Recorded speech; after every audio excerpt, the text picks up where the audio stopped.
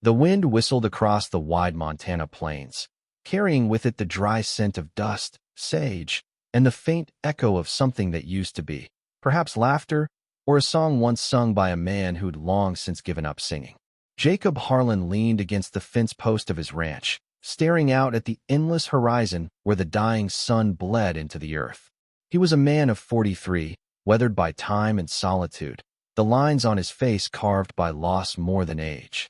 His wife had died 5 winters ago, and since then, his words had grown fewer, his days longer, his nights colder.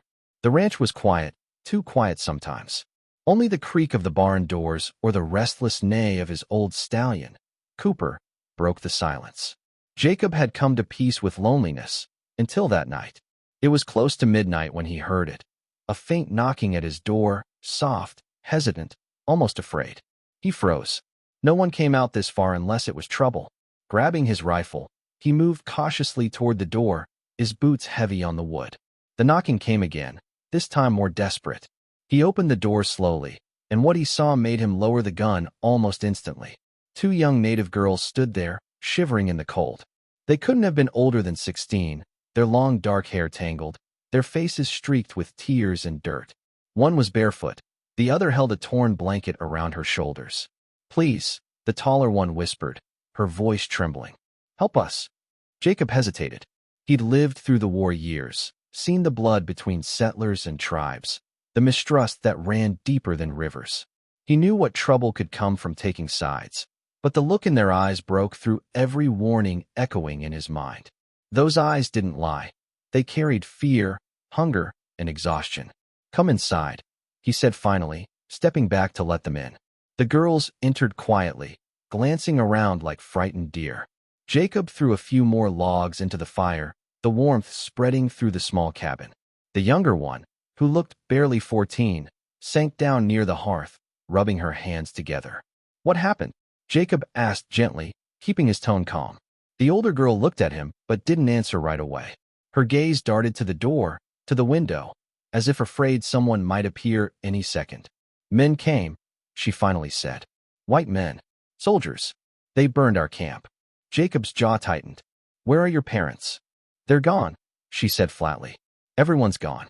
The fire crackled between them, the weight of her words filling the silence. Jacob nodded slowly. He didn't know what to say. He had seen too much death in his life, but nothing could dull the cruelty of what those girls had likely witnessed. "You can stay here tonight," he said after a long pause. "I'll find you something to eat." As he moved to the kitchen, the older girl whispered something in her native tongue to the younger one. He couldn't understand it, but the tone was protective, soothing. He brought them bread, some stew left over from the evening. They ate quietly, barely lifting their eyes. When the fire dimmed and the girls began to nod off, Jacob gave them blankets and pointed to the spare room.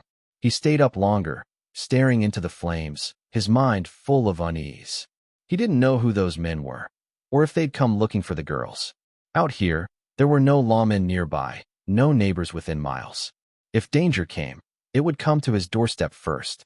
He checked the door twice before going to bed, his rifle resting near his side. Outside, the night deepened. Coyotes howled far in the distance. But beneath the wind, Jacob thought he heard something else, the faint rhythm of hooves, far away, moving in the dark. He told himself it was nothing, just the wind playing tricks again.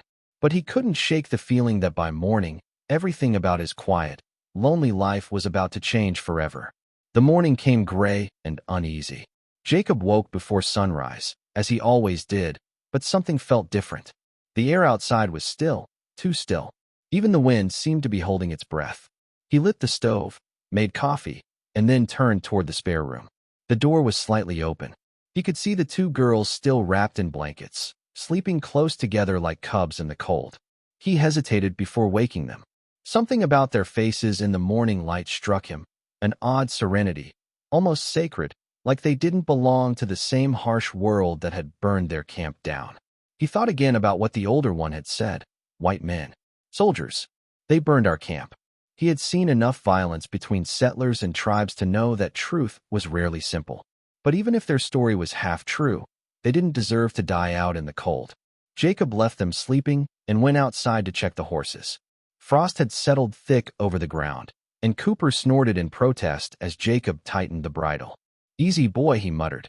The horse's ears flicked back, not at Jacob, but at something distant. Jacob followed its gaze. Out beyond the ridge, something shimmered faintly in the morning light, like smoke. Not much, just a thin trail, curling up against the pale sky. Jacob's gut tightened. Smoke this early meant one thing. Someone had made camp nearby. He went back inside.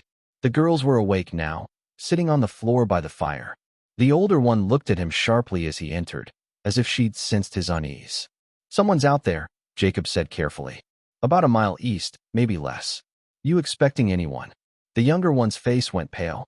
The older one didn't answer, just clenched her hands. "We need to go," she whispered. "Go." Jacob frowned. "You're safe here. Whoever they are, they'll find us," she said, cutting him off. "They always find us." He saw fear flicker in her eyes, not the wild kind that comes from lying, but the raw, true kind. Jacob exhaled slowly. "All right," he said. "You can stay hidden here. No one knows this land better than I do." He didn't ask more. He went to the barn, saddled Cooper, and rode east toward the ridge. The ground crunched under his boots, frost glittering like shards of glass. When he crested the hill, he saw it clearly. 5 riders, dismounted near a creek, their horses drinking. Their coats were military, tattered, mud-streaked, but unmistakably U.S. cavalry. Jacob's heart sank. Soldiers. He turned Cooper around and started back, his pulse quickening. The army had no reason to be this deep into ranch land, not unless they were chasing someone. When he reached the cabin, the girls were standing by the door, clutching their things as if ready to run. "Soldiers," Jacob said, dismounting. 5 of them, probably more behind. The older girl nodded grimly. "They're hunting survivors." He looked at her hard. "Survivors of what?" "Our people," she said. "They said we stole horses. They came at dawn. They didn't care who they shot." Her voice broke. "My sister was carrying our baby brother. He didn't even cry. He just stopped breathing." Jacob stared at the floorboards, a muscle in his jaw twitching. He'd heard enough from both sides over the years to know that vengeance had long replaced justice out here. But this, burning camps, killing children, wasn't the law. That was murder. "You're not going anywhere," he said finally. "If those soldiers come asking, they'll get my story and not yours." The girls exchanged a glance. The younger one tugged on her sister's sleeve and whispered something. The older girl hesitated, then turned to Jacob. "If they see us, they'll kill you too."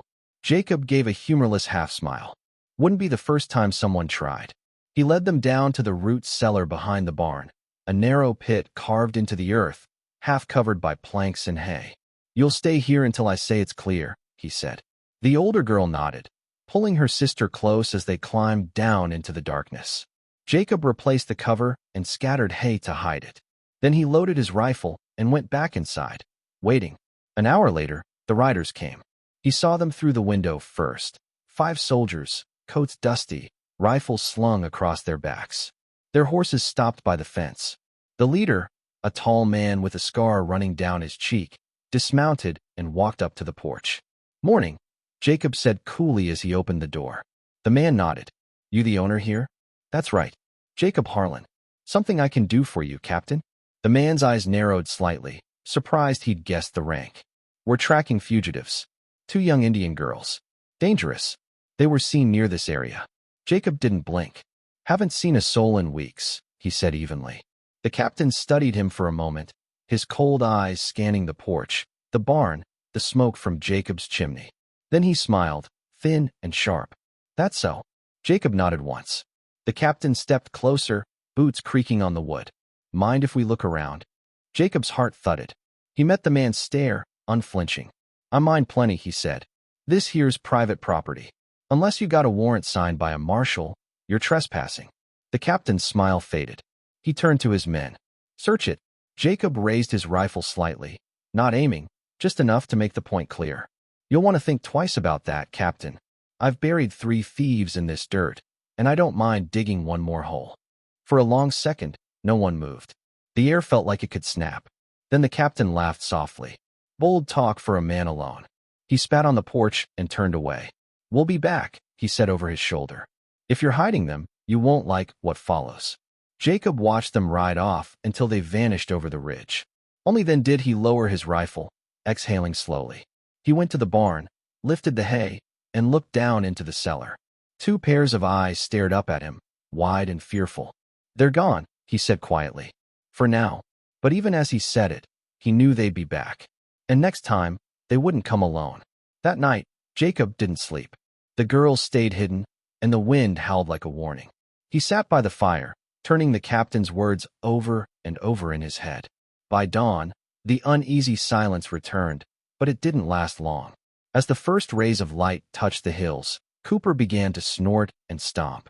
Jacob stepped outside, and his stomach dropped. Across the plain, stretching as far as he could see, stood hundreds of figures on horseback. Painted faces, long spears, wore colors gleaming in the sun. An army of native warriors. And they were looking straight at his ranch. The ground trembled beneath the hooves long before the sound reached Jacob's ears. He stood frozen on the porch, his eyes scanning the horizon in disbelief. The line of riders stretched wide, hundreds of them, painted warriors with spears, bows, and rifles glinting in the dawn. Their faces were unreadable, their formation perfect, silent, like a living wall of judgment. Jacob's pulse pounded in his ears. He had seen many things in his years, but never an army like this. Not since the wars ended, not this close to home. His hand drifted to his rifle, but he didn't lift it. Not against this many. Not when he didn't even know why they were here. From the mass of riders, one man stepped forward. He was tall, broad-shouldered, his chest covered in eagle feathers and beads that shimmered in the early light. His hair was streaked with gray, braided and tied with leather.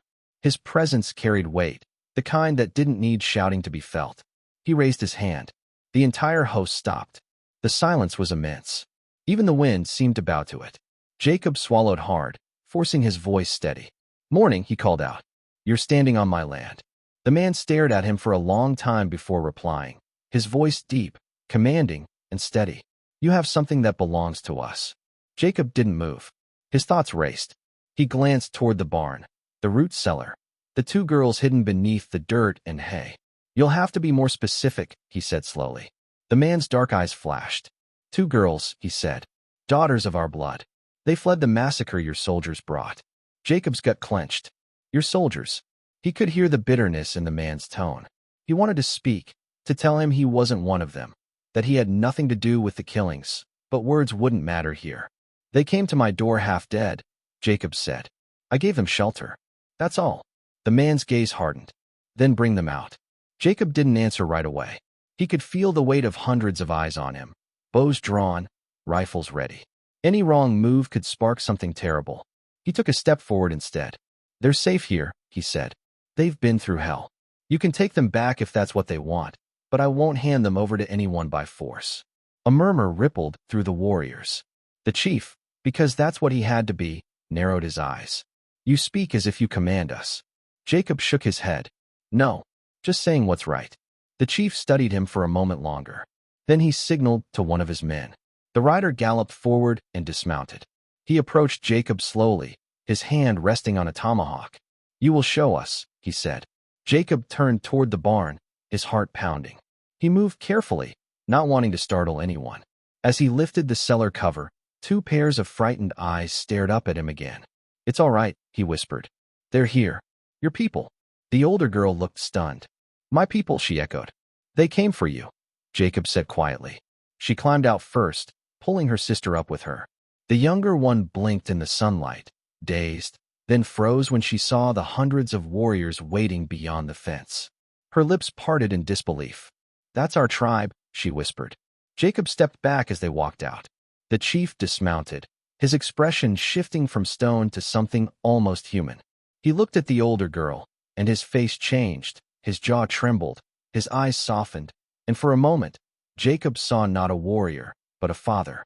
He stepped closer. The girl took a hesitant step forward. "Father," she whispered. The chief exhaled sharply, his composure breaking. He took her in his arms, and for the first time since the riders arrived, the air seemed to breathe again. The warriors murmured softly, their tension easing as they watched the reunion. Jacob blinked, realization striking him. The older girl was the chief's daughter. The chief turned to Jacob. "You saved what was left of my blood," he said solemnly. My gratitude is greater than you know. Jacob nodded, still stunned. Didn't do it for gratitude, he said quietly. Just couldn't leave them out there. The chief's expression darkened slightly. You are not like the others, he said. But the others are coming. Jacob frowned. What do you mean? The chief pointed toward the eastern hills. Soldiers. 2 days behind us. They will not stop until every survivor is gone. They will burn this place too. Jacob's stomach turned cold. He remembered the captain's warning, we'll be back. He looked at the chief. You plan to fight them? The chief's eyes burned like flint. They killed our families. Took our land. You know the answer. Jacob knew. And he knew what that meant for him, too.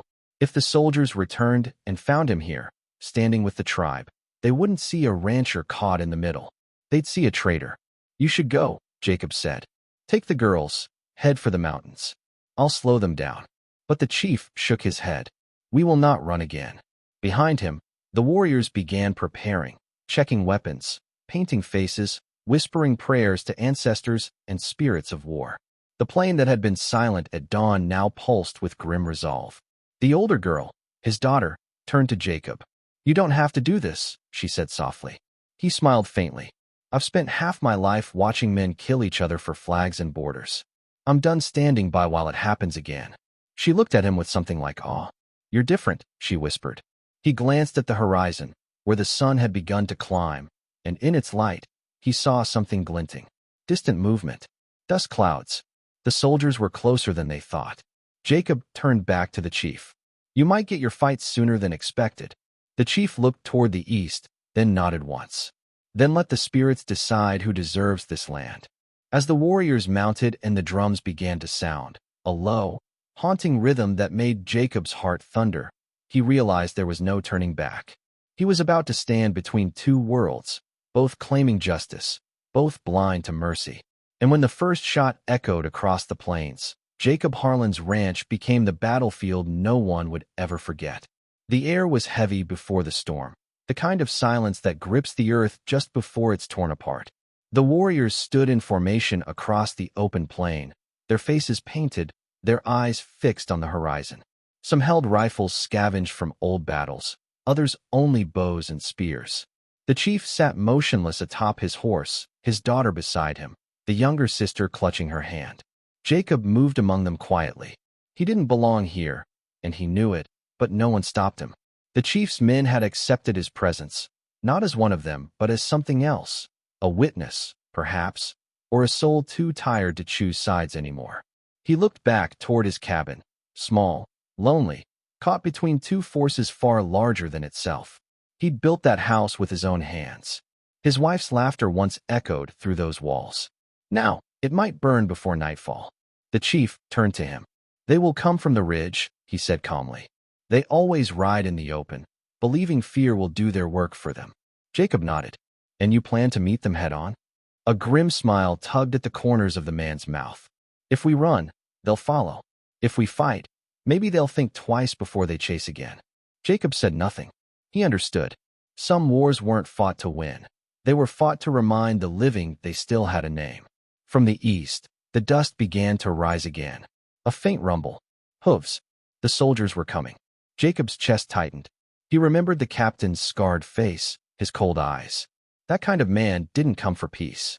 The chief raised his hand, signaling silence. His warriors crouched low, waiting. The younger girl hid behind Jacob, trembling. He placed a hand on her shoulder, steady, reassuring. They'll stop when they see us, Jacob murmured. They'll talk first. But he wasn't sure he believed that. The first line of cavalry appeared at the crest, sun glinting off rifles and brass buttons.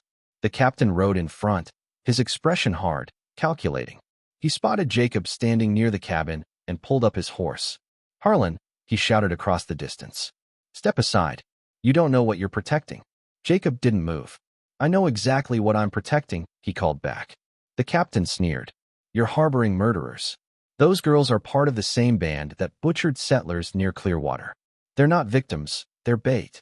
Jacob shook his head. I've heard enough lies in my life to know one when I hear it. They were children when your men burned their camp. The captain's hand twitched toward his pistol. Stand down, rancher. That's an order. Jacob raised his rifle, slowly but firmly. Not this time. For a few seconds, there was nothing but wind. The plains stretched between them, open, unprotected, like a wound. Then the chief gave a short, sharp whistle. The warriors stood tall, 100 strong. The captain's face hardened. His horse stamped the ground. The moment cracked like lightning. A shot rang out. No one could tell from which side it came, and then the world erupted. The first volley of gunfire split the morning. Horses reared, men shouted, the air filled with smoke and screams. Jacob dove behind the fence, returning fire to draw attention away from the barn where the girls had fled. Bullets tore through the wood around him. He saw the chief rallying his warriors, his voice carrying like thunder. "Hold the line," he roared. The younger fighters answered with cries of fury, while the elders stayed back, guiding them with calm precision. Jacob reloaded, his hands shaking. The noise was unbearable, the sharp cracks of rifles, the hiss of arrows, the dying moans. He'd fought in wars before, but this one felt different. Smaller, crueler.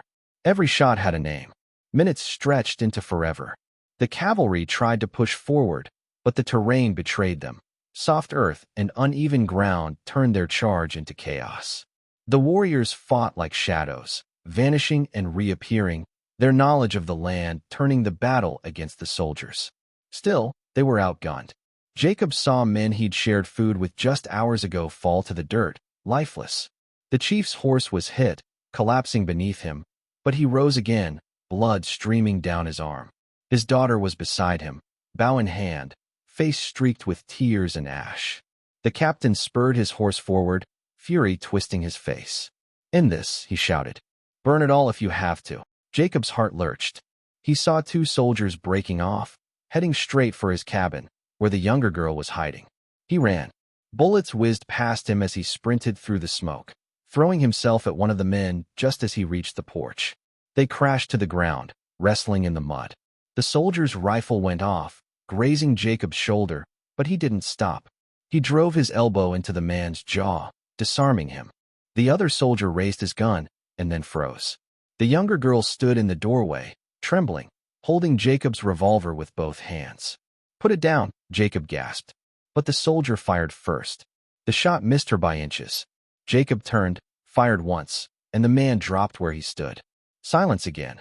Only the wind and the faint crackle of fire. The girl dropped the revolver, her face white as chalk. Jacob pulled her close, his hands shaking. "You're safe," he whispered. "You're safe." But when he looked up, the plains were a ruin. The soldiers were retreating, carrying their wounded, the captain among them, blood soaking his coat. The warriors didn't chase. They just watched, beaten but unbroken.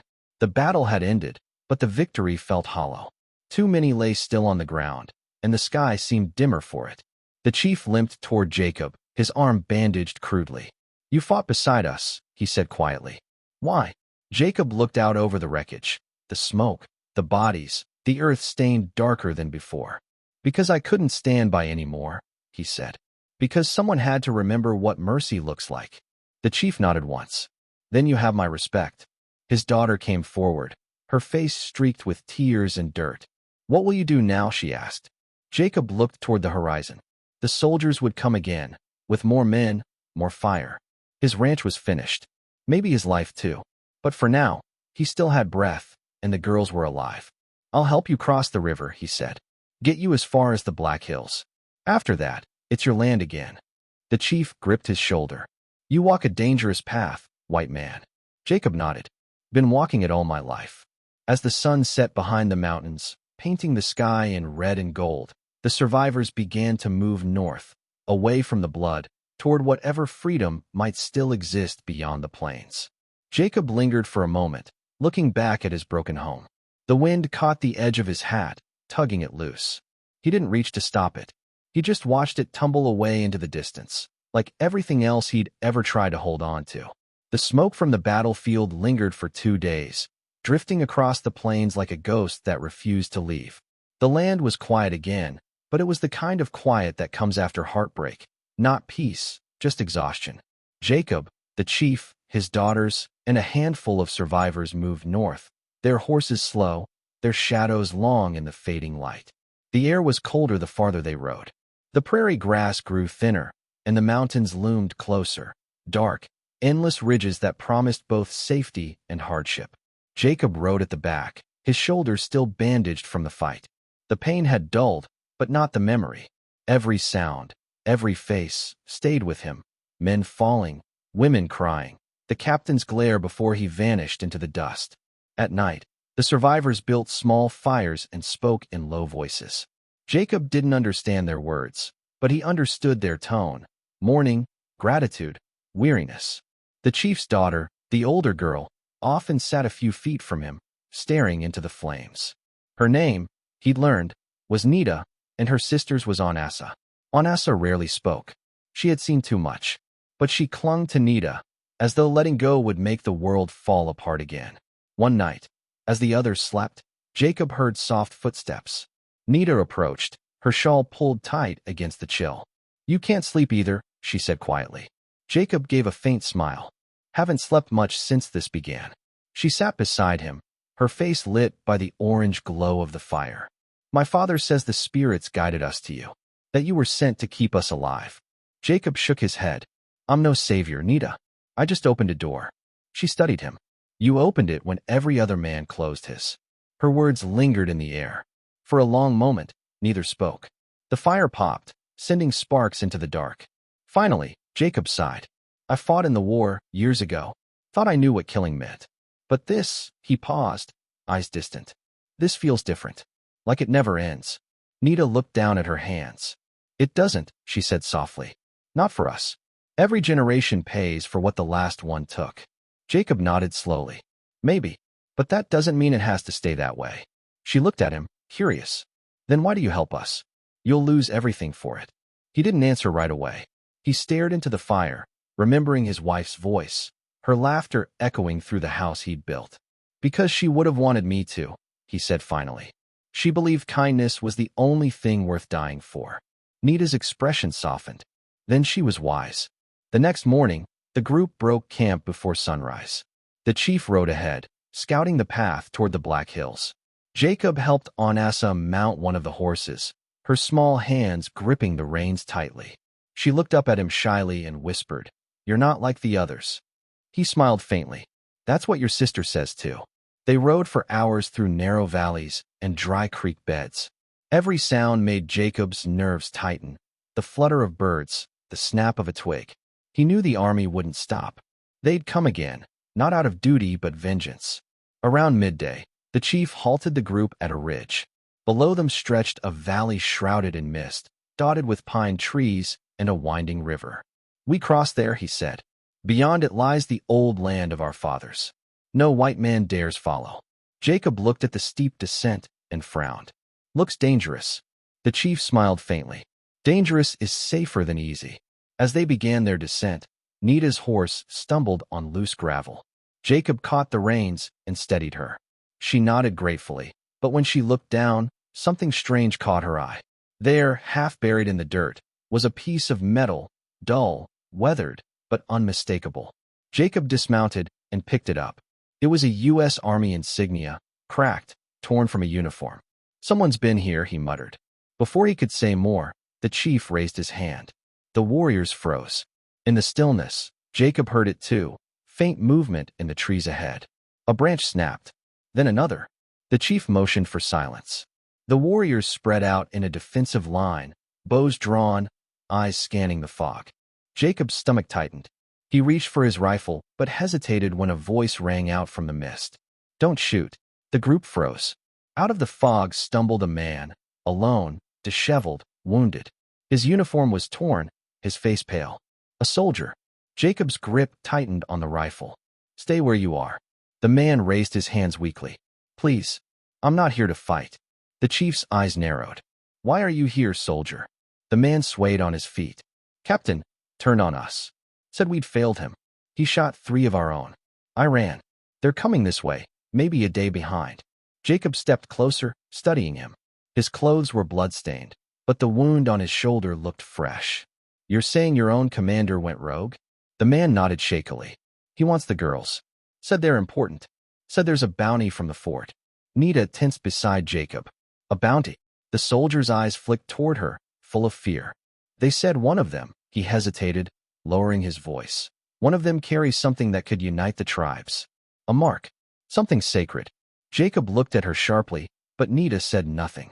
The soldier's strength gave out, and he collapsed. Jacob caught him before he hit the ground.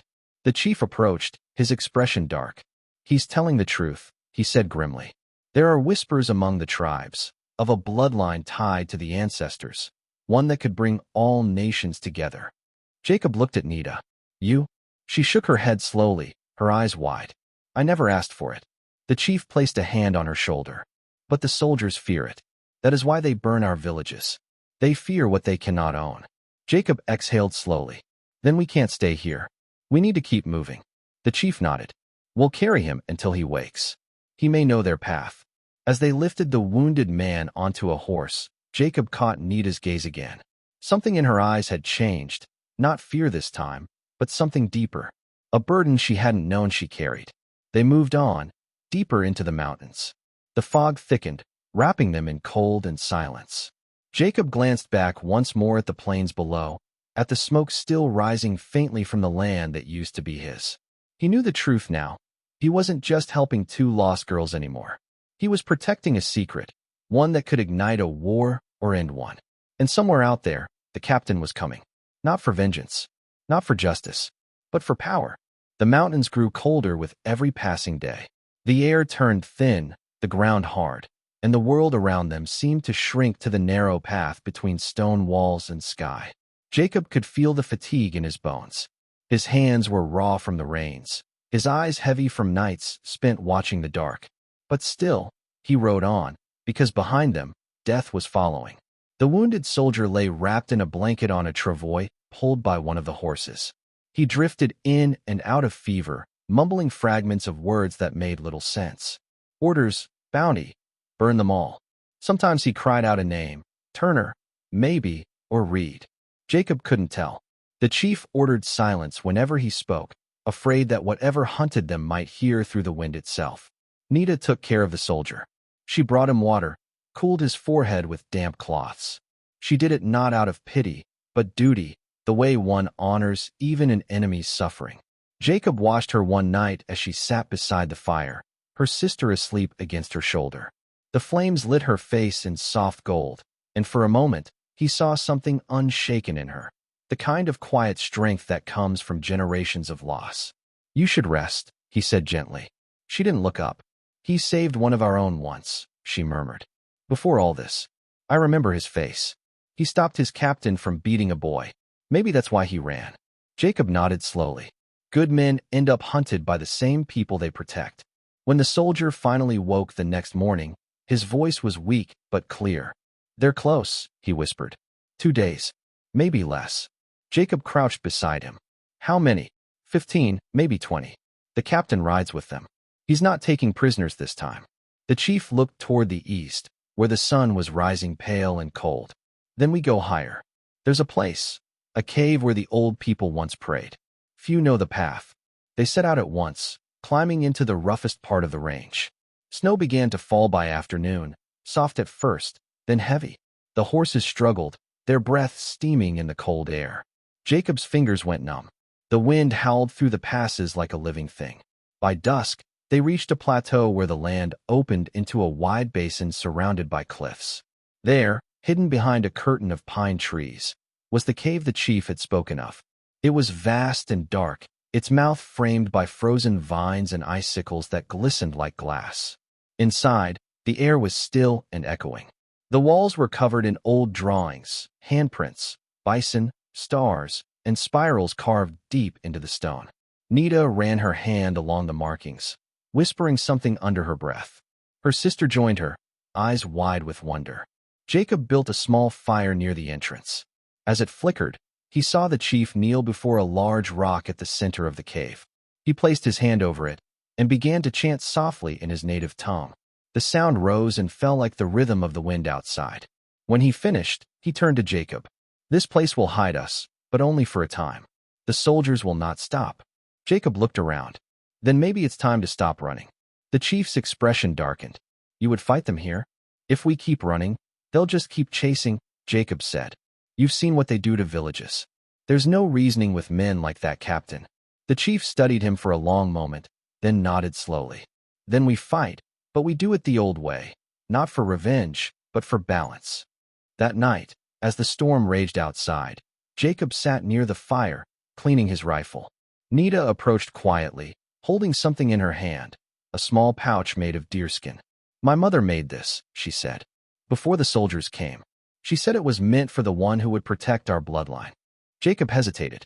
What's in it? Nita knelt beside him and untied the cord. Inside was a small stone, smooth and white as bone, with a symbol carved into it, a circle with a line through the center. She said it marks the keeper, Nita whispered. The one the ancestors choose. Jacob frowned. You think that's me? She met his eyes. You opened your door when others closed theirs. You risked your life for people you didn't know. Maybe the spirits saw that. He didn't answer. He turned the stone over in his hand, feeling its weight. Not heavy, but ancient somehow, as though it carried stories too old for words. Suddenly, a sound outside broke the quiet. A distant echo, faint but unmistakable. Horses. Jacob froze. He motioned for silence, then crept toward the entrance. Peering through the pines, he saw a torchlight far down the valley. The soldiers were there, specks of orange in the snow, moving slowly but steadily upward. He turned back to the chief. They found us. The chief nodded. Then let us prepare. The warriors took their positions along the ridges above the cave. Bows were strung, rifles loaded, arrows tipped with oil. Jacob checked his rifle one last time. His hands shook, not from fear, but from the cold certainty that he might not see another sunrise. Before dawn, the first shot rang out. The echo cracked across the cliffs, followed by a roar of gunfire. The army had reached the basin. Bullets struck the rocks, splintering stone. The warriors returned fire, their cries echoing through the snow. Jacob fired from behind a boulder, hitting a soldier near the edge of the clearing. He ducked as another bullet whizzed past his ear. Smoke and snow mixed in the air, blurring the world into chaos. In the midst of it, the captain appeared, tall, ruthless, his face red from the cold. He rode a black horse, his voice booming. Find the girls. Bring me the one with the mark. Jacob's blood turned cold. He scanned the field and saw Nita clutching her sister, trying to stay hidden near the cave entrance. A bullet struck near her feet, throwing up dirt and snow. She screamed. Jacob broke from cover, sprinting toward her. A shot grazed his arm, burning like fire, but he didn't stop. He reached her, pushing her behind a rock. Stay down, he shouted. She shook her head, tears freezing on her cheeks. They want me. If I give myself, they'll stop. No, Jacob growled. That's not how monsters work. He turned, firing again. One of the soldiers fell. Another charged forward, and then an arrow pierced his chest. The chief's aim flawless even in the storm. The captain saw Jacob then. Their eyes met across the snow. Two men on opposite sides of what was left of mercy. The captain raised his pistol, shouting, That girl belongs to the government. Step aside. Jacob's voice cracked with fury. She belongs to no one. The captain fired. The shot hit Jacob square in the chest. He staggered back, falling to one knee. Nita screamed his name, catching him as he fell. The world tilted. Snow and smoke swirled together. Jacob's breath came shallow, his hands slipping from the rifle. The captain advanced slowly, reloading his weapon. You should have stayed out of this, rancher. But before he could fire again, a roar echoed through the basin, not from men, but from the earth itself. The ground beneath the captain cracked, and a burst of light flared from the cave. The carvings on the walls began to glow, faint at first, then bright as sunrise. Nita stood, the white stone in her hand burning like fire. Her eyes shone with something ancient, something that made even the soldiers freeze. She spoke words Jacob didn't understand, a chant, soft and trembling. The light grew until it filled the valley, swallowing the noise, the smoke, the violence. When it faded, silence fell. The soldiers were gone. Only their weapons and horses remained, scattered in the snow. Nita dropped to her knees beside Jacob, her hands shaking. Jacob, please. He coughed, blood staining the snow. What did you do? Tears streamed down her face. I don't know. The stone. It answered me. Jacob smiled weakly. Guess the spirits picked the right one after all. She shook her head. No, you were the one they chose. His hand brushed hers, the stone still warm between their palms. Maybe we both were. The chief knelt beside them, his voice low. The battle is over. But the world will come again for what it fears. Jacob looked up at the gray sky, snow still falling. Then I'll be here when it does. His eyes closed slowly, his hand still in Nita's. And for the first time since the war, the mountains were quiet. The days after the battle passed in a quiet haze. Snow still clung to the mountains, blanketing the cliffs and valleys in white, but the tension that had gripped the group began to ease. Jacob's body was weak from the wound, but the warmth of the fire inside the cave and Nita's constant care kept him alive. The warriors moved cautiously, scouting around the plateau, making sure no soldiers lingered nearby. The cave became a sanctuary, but also a place of reflection. Jacob could see it in Nita and Alwenis's eyes. The weight of what they had survived, the knowledge that the world beyond the mountains was still dangerous, still unkind. For Jacob, the days were slower, each one a mixture of pain and quiet satisfaction. He had saved the girls, yes, but more than that, he had witnessed something extraordinary, a spark of hope that even amidst devastation, courage and kindness could change lives. One morning, Nita approached him while he sat near the fire, staring at the stone in his hand, the same one that had glowed and turned the tide of the battle. Jacob, she said softly, the warriors believe you saved more than us. You gave them courage, too. He shook his head, wincing from the ache in his chest. I didn't do anything heroic. I just didn't turn away when I could have. Nita knelt beside him. That's all it takes sometimes. The chief emerged from the shadows of the cave, his face solemn but calm. The soldiers will not return for some time, he said. But the truth is this, your home is gone. Your life as you knew it, it cannot be rebuilt. Jacob nodded. He had already known it. His ranch, the life he had tried to hold on to, had been swept away by fire and blood. But there was something in the chief's tone that made him feel a strange peace, a sense that even loss could carry meaning. The girls, Jacob began, his voice rough. They have a future now. The chief smiled faintly. Because of you, they do. And because of them, a new chapter begins. Their bloodline is strong, and the stone will guide them. But it will not guide them alone. You've shown them how to survive. Jacob looked at Nita and Onasa, who were sitting near the fire, sharing warmth and whispers.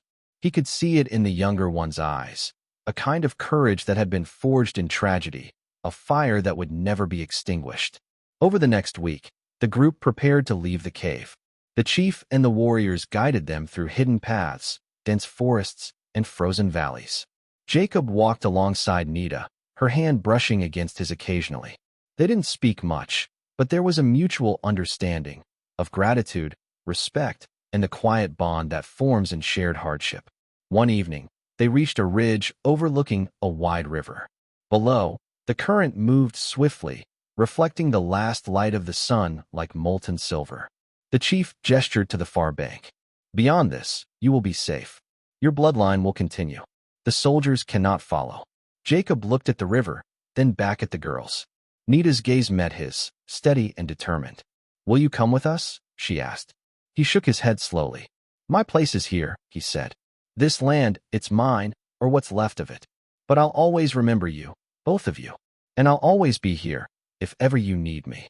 Onasa stepped forward shyly, holding her sister's hand. Thank you, she whispered. For everything. Jacob knelt and placed a hand on each of their shoulders. Go, he said. Live. Survive. Carry the story forward. The chief nodded, signaling the warriors. The girls mounted their horses, moving with the group toward the river. Jacob watched, heart heavy, as they disappeared into the horizon, the mountains swallowing their figures. Alone, he turned back toward the snow-covered plateau. His wound throbbed, his body ached, but his spirit felt a strange calm. He had lost his home, faced death, and seen a world of cruelty. Yet he had given life to the future, a future that would remember courage, compassion, and survival. As night fell, Jacob built a small fire, sitting beside it and looking out over the mountains. The wind carried the faint echoes of laughter, whispers, and song, memories of the girls, of the warriors, and even of his wife, long gone. He allowed himself a quiet smile. Life would continue, harsh and unyielding, but so would he. He had stood between the living and the dead, and he had not turned away. And somewhere far away, Nita and Onassa rode beneath the stars, carrying not just the weight of their bloodline, but the spirit of a man who had risked everything to protect it.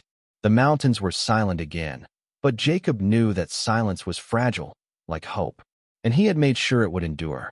The mountains were quiet that morning. Snow had fallen overnight, softening the edges of cliffs and covering the footprints of those who had passed through. Jacob stood alone on the plateau, looking down at the frozen valley below. The fire from the night before had burned low, leaving only embers, but he didn't feel the chill in his bones, only a steady calm he hadn't known in years. He thought of the girls, of Nita and Onassa, riding toward the river and the promise of a future he could never give them. Their courage, their resilience, and their laughter in the shadows of tragedy had left an imprint on him deeper than any wound. Jacob allowed himself a moment to reflect on the battles they had survived, the soldiers, the captain, the cruel echoes of war, and realized that survival alone wasn't enough. What mattered was what they carried forward: hope, memory, and the choices they made in the face of fear. The chief approached silently, his face calm but solemn. "You did what few men would," he said, voice low. "You risked everything for strangers. You have our respect." Jacob smiled faintly. "I didn't do it for respect.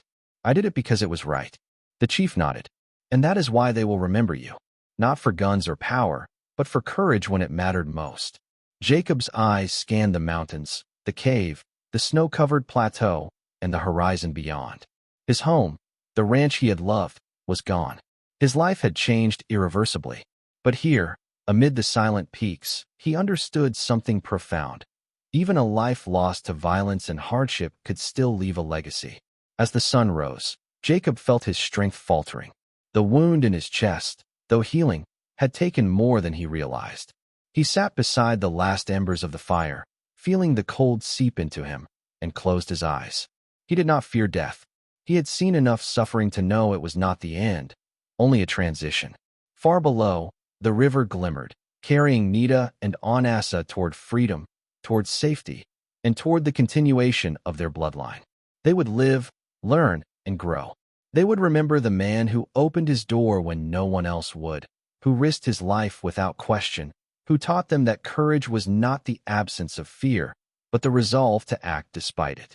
Jacob's vision softened as he imagined their future, the laughter of children, the songs of the tribe rising into the mountains, the stone's power guiding them safely through generations.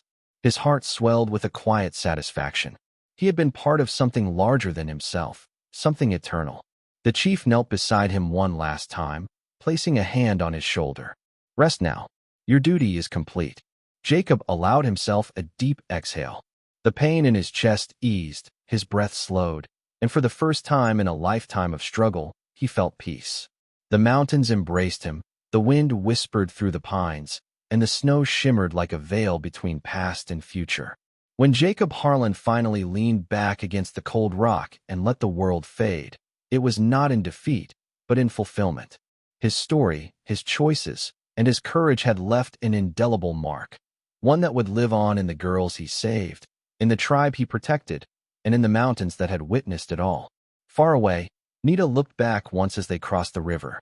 She did not see Jacob, but she felt him, the presence of a man who had given them life, hope, and the courage to carry their ancestors' legacy forward.